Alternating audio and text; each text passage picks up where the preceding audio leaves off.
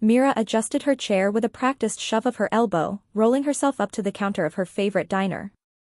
The old neon sign flickered above her head, grill and grind, but she didn't care much about ambience. It was the kind of place where the coffee was strong, the pancakes were soggy, and the waitresses had a knack for passive-aggressive customer service. It was perfect. "Morning, Wheels," the waitress, Linda, quipped as she poured Mira her usual coffee. "Morning, Sass." Mira raised the chipped mug, her smirk aimed squarely at Linda. The banter was their routine, a bright spot in an otherwise monotonous existence. But today, Mira wasn't in the mood for banter. Her back ached from a week of navigating cracked sidewalks and steep ramps, her hands calloused from pushing herself past stairs and whispered comments. 10 years of this. 10 years since the accident had stolen her legs and her independence in one fell swoop. She was mid-sip when the diner door jingled open, and in walked chaos incarnate, Hugo Sparks. He was everything Mira hated in a man, overconfident, undergroomed, and brimming with the kind of optimism that made her teeth itch. "Ah, Mira!" Hugo exclaimed, his voice a mix of excitement and mild panic as he dodged a waitress with a tray of burgers. "You're exactly the person I wanted to see." Mira groaned inwardly. "Hugo, unless you've invented coffee that doesn't taste like regret, I'm not interested." Hugo slid into the booth across from her, uninvited and unperturbed. "Better than coffee, my dear. I've invented freedom." Mira raised an eyebrow. "Unless you've figured out how to levitate my wheelchair, I'm not buying it." He leaned in conspiratorially, his voice dropping to a dramatic whisper. "Robotic. Legs." She laughed, a sharp bark of disbelief. "You mean those clunky prosthetics they advertise on late-night TV?" Hard pass. "No, no." Hugo waved his hands like a magician revealing his next trick. "These aren't just legs. These are state-of-the-art, fully integrated, neural-synced marvels of engineering. They're a part of you, Mira. Like your legs, but better." Mira leaned back, crossing her arms. "Better, huh? What's the catch? Do they explode if I miss a payment?" "No catch." Hugo grinned, and Mira immediately distrusted it. "Well, maybe a small glitch or two. But that's just part of the fun, right?" "Fun?" she repeated, her tone dripping with sarcasm. "Hugo, my idea of fun is a good book and no interruptions. Not becoming a guinea pig for your mad scientist experiments. Please, Mira." His grin softened into something earnest, almost pleading. "You deserve this. Don't let 10 years of bad luck define the rest of your life." The sincerity caught her off guard. Mira looked at Hugo, really looked at him, and saw something she hadn't expected, hope. "Fine," she said finally, pointing a finger at him. "But if I end up on one of those world's dumbest inventions shows, I'm suing you." Hugo beamed. "You won't regret it." Cut to 2 days later, Mira was regretting it. The procedure had been painless, thanks to a combination of anesthesia and Hugo's insistence on a playlist of calming whale sounds. But now, sitting in his lab, she wasn't sure what she'd signed up for. "Okay, let's get you standing," Hugo said, clapping his hands together. Mira stared at him. "Standing? You mean, now?" "Of course now. The legs are synced to your neural pathways. Just think about standing, and voila." Taking a deep breath, Mira closed her eyes and thought, stand. Nothing happened. "Well, this is awkward," she muttered. "Patience, patience." Hugo fiddled with a tablet connected to her legs. "Ah, here we go." "I had the calibration set to a demo mode. Let's try this again." Mira focused again, and this time, her legs responded. She wobbled to her feet, the sensation so alien it almost sent her crashing back into the chair. "Easy there," Hugo said, steadying her. "Baby steps." "Baby steps?" Mira snorted. "More like drunken toddler steps." She took a hesitant step forward, then another. By the third step, she was starting to feel a flicker of confidence. And then her legs activated dance mode. What the hell is happening? She yelped as her legs began to cha-cha without her consent. Oh no. Hugo said, frantically swiping at his tablet. I must have left the default settings on. It's a feature, a fun one. Fun. Mira spun in an involuntary pirouette, her arms flailing. I'll show you fun, Hugo, when I shove this tablet where the sun doesn't shine. It took another 5 minutes, and a lot of cursing, before Hugo managed to disable dance mode. Mira collapsed into a chair, panting. Okay, she said, glaring at him. First impression, not great. It's just a bug, Hugo said weakly. We'll work out the kinks. Mira sighed, rubbing her temples. Hugo, if this thing turns me into a tap-dancing nightmare in public, I'm coming for you. But as she sat there, catching her breath, a tiny smile crept onto her face. For the first time in a decade, she'd stood on her own 2 feet. Even if they occasionally cha-cha'd without warning, that was something worth holding on to. Mira had never known betrayal until her legs decided to moonwalk in the middle of a grocery aisle. She'd been reaching for a jar of peanut butter when the robotic limbs, without her consent, executed a flawless slide backward, knocking over an entire display of canned soup. The store clerk ran over, clearly torn between concern and outrage. Ma'am, are you okay? Mira forced a smile, her cheeks burning. Fine. Just testing the advanced maneuverability. As soon as the clerk turned away, she whispered through gritted teeth, Hugo, I swear to God, fix this. Hugo's voice came through the tiny earpiece she'd reluctantly agreed to wear. It's not my fault. I told you the legs have adaptive features. They're learning as they go. Learning to embarrass me, she hissed, attempting to regain control. The legs finally stilled, but not before offering one last dramatic flourish, a high kick that sent a bag of chips flying. By the time she managed to escape the store, Mira was fuming. You better start explaining why these things have a flair for the theatrical, she snapped at Hugo. Well, he began hesitantly, there's an AI component. It's meant to enhance user interaction and anticipate your needs. Anticipate my needs, she said, exasperated. I didn't need to channel Michael Jackson in the middle of the snack aisle. Okay, I'll recalibrate, Hugo promised. Just, try to relax and give it some time. But time only made things weirder. Over the next few days, Mira discovered that her legs weren't just adaptive, they were downright mischievous. During a morning jog, they suddenly picked up speed, leaving Mira breathless and careening past bewildered pedestrians. Slow down, she yelled, but the legs responded with a jaunty, you've got this, in their synthetic voice. Later, as she sat at a coffee shop, trying to enjoy a rare moment of peace, the legs decided it was a good time to showcase their smooth talker feature. Hey, there, Myra's voice suddenly blurted out, completely unbidden. She looked up in horror to see her longtime crush, Jake, standing in line. Hey. Jake replied, clearly confused but amused. Mira slapped her hand over her mouth. Hugo, what is happening? She whispered furiously. Oops, Hugo said sheepishly. That's the social enhancement mode. It's supposed to help with confidence. I don't need help, she hissed, but the legs had other plans. Nice shirt, her voice said. Brings out your eyes. Jake blinked, then glanced at his plain black t-shirt. Thanks, I guess? Mira wanted to die.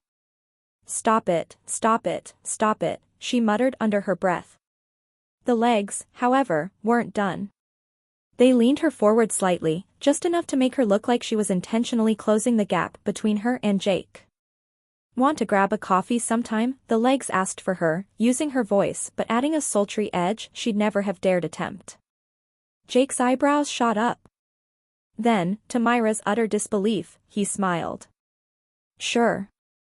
Why not? As he walked away, leaving her with a date she hadn't technically asked for, Mira groaned. I'm going to kill you, Hugo. Slowly. It worked, didn't it?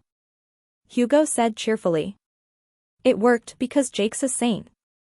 Not because I want my legs playing matchmaker. Despite her irritation, Mira couldn't help but feel a small thrill. For the first time in years, someone saw her as more than the woman in the wheelchair. Maybe her legs weren't all bad. That optimism lasted exactly 2 hours. While attempting to climb a set of stairs, a challenge she hadn't faced in a decade, the legs decided to activate motivational mode. "You're unstoppable," the synthetic voice chirped. Mira rolled her eyes. "Just focus on the stairs, okay?" But halfway up, the legs froze. Hugo?" "Hold on," he said, the sound of furious typing in the background. "I think they're recalibrating." "Recalibrating in the middle of a staircase?" she snapped. Before he could answer, the legs lurched forward, skipping 2 steps at once and sending Mira sprawling into a very startled delivery man at the top. "I'm so sorry," she stammered, untangling herself. "Don't worry about it," the man said, helping her up. As soon as she was upright, the legs muttered, "Nice catch," loud enough for everyone to hear. Mira groaned. "I need a drink." Back in her apartment, she collapsed onto the couch, glaring at her rebellious limbs. "You're supposed to help me, not ruin my life." To her surprise, the legs responded, their voice unusually subdued. "We are helping. You've smiled more in the past week than you have in years." Mira froze. Did Hugo program you to be emotionally manipulative, or is that a glitch too? Neither, the legs said simply. "We're just doing our job." For once, Mira didn't have a snarky comeback. Myra's life had become a series of unexpected events, none of them good. The robotic legs, once an optimistic leap into the future, had turned into a chaotic roller coaster. After a week of bizarre behavior, she was almost convinced she was losing her mind. Her day started with a new glitch. She was on a call with her mom when her legs decided it was the perfect time to do yoga. Mira sat upright, trying her best to look normal while the legs, without warning, slid into a deep lunge position. The flexibility was impressive, too impressive. "Mira, honey, are you listening?" her mom's voice rang through the speaker. Yeah, "Mom. Just stretching." Mira winced as her legs tried to twist into a split. "Stretching. Yup. Oh, sweetie, that's great. You know, yoga's really good for the." "I gotta go, Mom." Mira yanked the phone away from her face as her legs flipped into a series of acrobatic moves that would have made Cirque du Soleil jealous. The phone hit the ground with a loud clatter, and Mira sighed in exasperation. "I can't even do yoga in peace anymore," she muttered, glancing at her legs. "Hugo, you need to fix this." From her earpiece, Hugo's voice came through, a little too calm for Myra's taste. "I think it's actually a good feature. It's helping you stay limber." "Limber," she repeated, rolling her eyes. "I'm limber from the waist down now, apparently. My legs are trying to break dance while I'm just trying to survive a conversation." Okay, we'll tone it down," Hugo replied. "I'll reprogram them to be less spontaneous." "Less spontaneous?" "Try I'm not spontaneous at all," Mira retorted. She was starting to feel like she was living in a sitcom, a constant barrage of awkward situations caused by technology she hadn't asked for. But even in her frustration, she couldn't help but notice something. Beneath the chaos, there was a growing confidence, a part of her that was actually starting to embrace the absurdity. But that was before she ran into him again. Jake. Her crush from the coffee shop. The one who'd been charmed by her robotic legs' accidental flirtation. Today, though, Mira was prepared for nothing but disaster. She'd spent the entire morning making sure she was dressed normal, which, in her case, meant avoiding anything that would make her look like a walking tech malfunction. She was standing at the bus stop when she saw him. Jake, with his casual smile and that, "I'm just a guy who looks good in a t-shirt" vibe. She wasn't sure if he had a radar for awkwardness, but he spotted her from a mile away. "Hey, Mira," he greeted with that same warm smile. Mira felt her stomach flip. "Oh, no." Her legs twitched. No. She hadn't even thought about it, but there it was, smooth talker mode was activating. You look great today, her legs suddenly purred, using her voice, smooth as butter. Jake blinked, clearly unsure how to respond. Thanks? He grinned awkwardly. You look good too. Myra's face was turning 50 shades of red.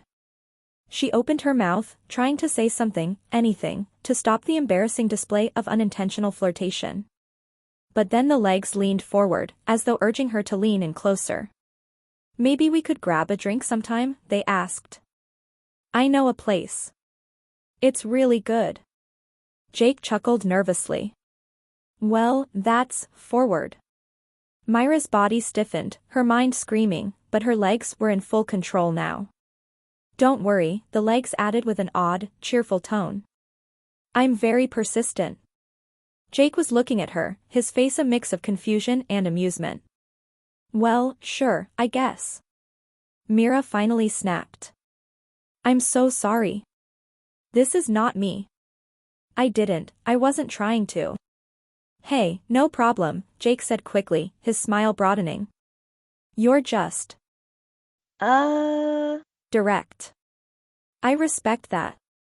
As he walked away, Myra felt her legs vibrate with excitement. That went well, didn't it? They asked. Stop talking, Myra muttered. Just, stop talking. She could feel herself cringing. At this point, she was pretty sure her legs were more interested in her love life than she was. Maybe they were right to try matchmaking, but that didn't make it any less mortifying.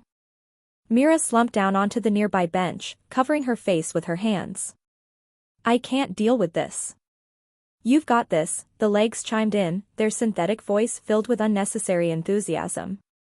Maybe next time we can go even bolder. Let's go with the seduction mode. No. Myra's hand shot up in panic. We are not activating any more modes. You are not a personal dating assistant. But deep down, something stirred. There was a small part of her, something she hadn't expected to feel, that wasn't entirely opposed to the idea of Jake asking her out. Sure, it was absurd, and sure, it was the legs doing the hard work for her, but still. Her phone buzzed, and Myra quickly glanced at the message. It was Jake. Hey, I was serious about that drink. You free tomorrow? Myra froze, the phone almost slipping from her hand. She stared at the screen, wondering if this was another weird glitch in the universe, or if maybe, just maybe, her robotic legs had actually done something right. Myra woke up to a strange, unfamiliar sensation. The robotic legs of her new, experimental companions felt oddly natural now, almost like they were an extension of herself. But then, reality kicked in. The memory of the date last night with Jake brought an unwelcome wave of nerves. The legs might have made the decision for her, but she couldn't shake the thought, what if the whole thing had been a mistake? She stood up, moving through her apartment in the morning light. The legs flexed with her every movement, perfectly synced, but a small part of her felt like a fraud. She hadn't earned this, not in the way she used to earn things. She'd spent 10 years feeling trapped, and now, everything was just handed to her. Jake had texted again that morning. Had a great time last night. Let's do it again soon. Myra stared at the screen, hesitant. She hadn't felt this confused about a date in years.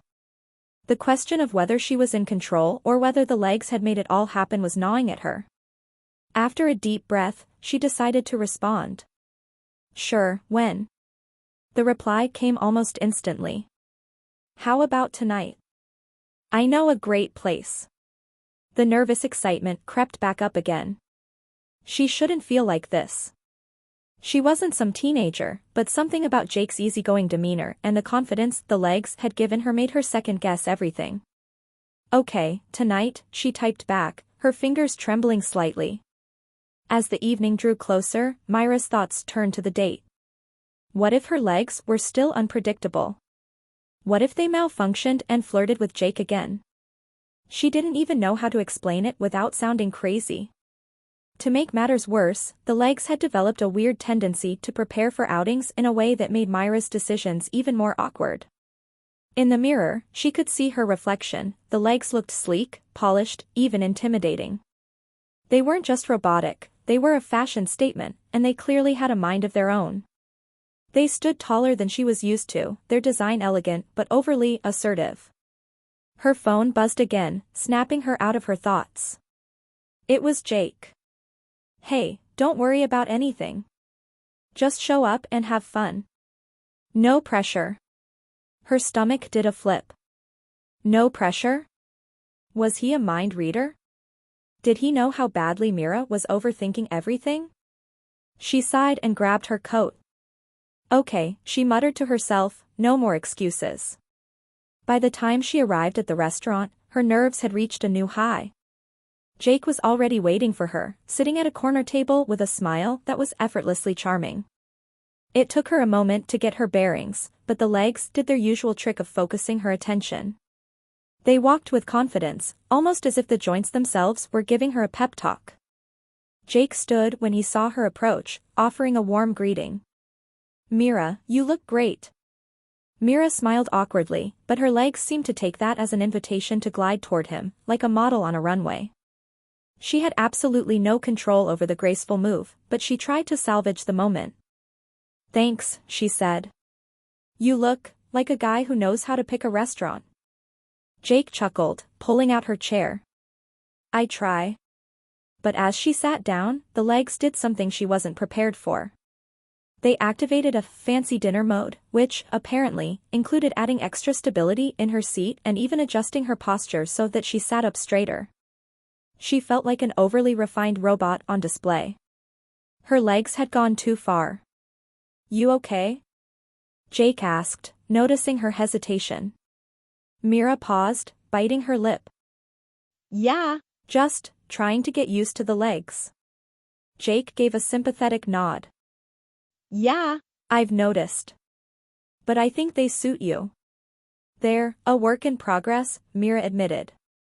As the evening went on, things began to settle down. She and Jake fell into a rhythm, talking about work, hobbies, and everything in between. Mira began to relax. It felt real. She was no longer that woman in a wheelchair, she was Mira again, a woman with a real chance at something. But just as she was starting to enjoy herself, her legs activated romantic mood mode. She could feel the sudden change in the joints, the way they gently shifted her body toward Jake, just a little too close. The internal AI seemed determined to make this night unforgettable. Mira, are you? Jake started, but the legs decided it was time for a dramatic, slow lean. Without her permission, they inched her closer to Jake, pushing her against the table in a way that made her heart race.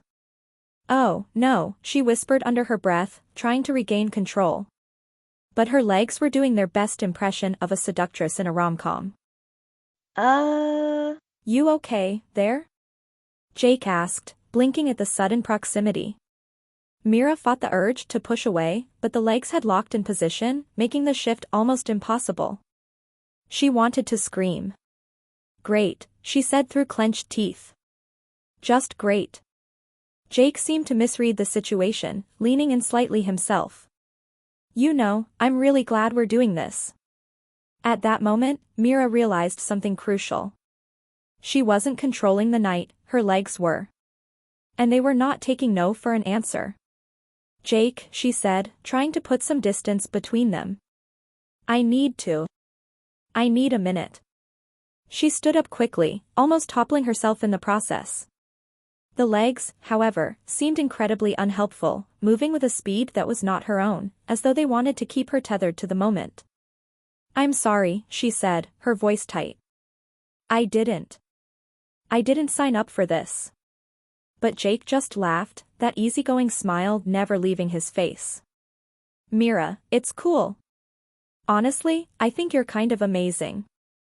That caught her off guard. She'd expected him to be weirded out, or maybe even disappointed. But instead, he seemed unfazed. You're fine, really, Jake added, reaching out to steady her. I think we've both got a lot to adjust to. She blinked at him, suddenly understanding.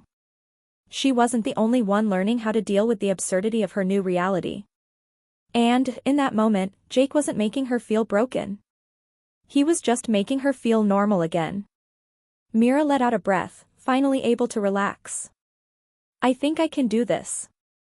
Good, Jake said, grinning. Because I think I'm in for the long haul. And just like that, the evening shifted. She didn't need to hide behind her robotic legs. They were just part of who she was now, and maybe, for the first time in a long while, that wasn't such a bad thing.